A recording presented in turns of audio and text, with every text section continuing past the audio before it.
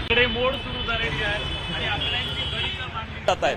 पण या सगळ्या आकडेमोडीच्या दरम्यानच आज जेव्हा मतदान पार पडत होतं तेव्हा मात्र हा आकड्यांचा घोळ मात्र सुरू होता, याद्यांचा घोळ सुरू होता.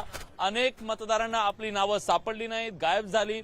अगदी राज्याचे वनमंत्री नाईक यांना सुद्धा, गणेश नाईक यांना सुद्धा आपलं नाव शोधताना बरीच कसरत करावी लागली.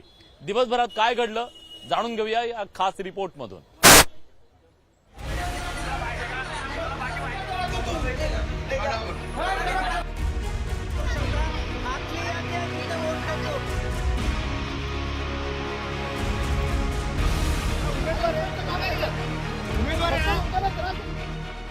वनमंत्री गणेश नाईक मतदानासाठी केंद्रावरती पोहोचले.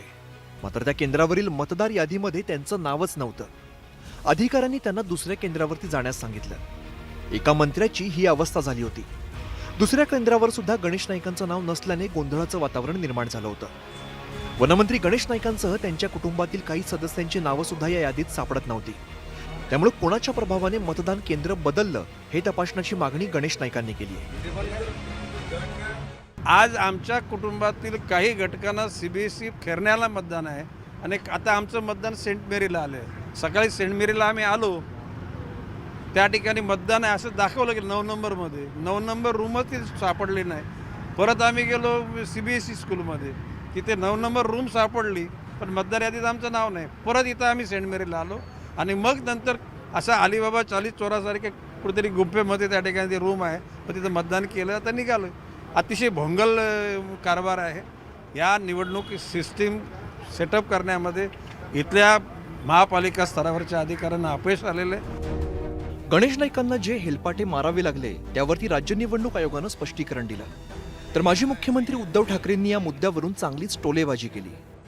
तिकडे गणेश नाईकांकडे त्यांचं मतदान केंद्रच फरार झालं. म्हणजे टांगा आहे की नाही जागेवर मला माहित नाही, पण मतदान केंद्र फरार.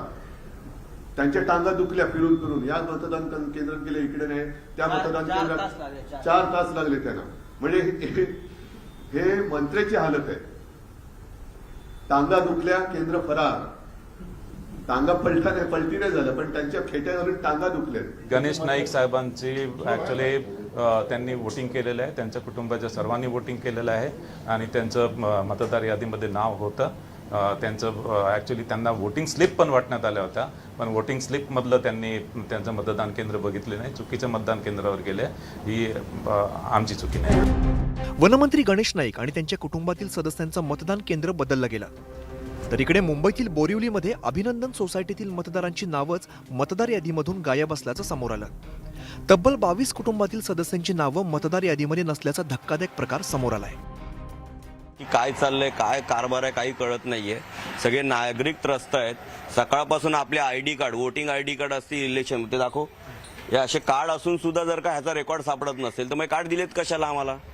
म्हणजे तुम्ही टेक्नॉलॉजी वापरत अपग्रेड करत सांगता आणि सगळीकडे बदलता. हाच कारभार आहे. म्हणजे उलट आम्ही गेल्यावर जे होतं ते बरं होतं, आता यावेळेला आमचं मतदान पण गायब करून टाकलंय. बोरिवलीसारखाच प्रकार चेंबूरच्या वॉर्ड क्रमांक 152 मध्ये घडला. इथे काही मतदारांची नावं यादीतून गहाळ झाल्याचं उघड झालं. इतकंच नव्हे तर चेंबूरमधील मतदार मुमताज शेख यांचं नाव लातूरमधील यादीमध्ये टाकण्यात आल्याचा प्रताप सुद्धा इकडे करण्यात आला.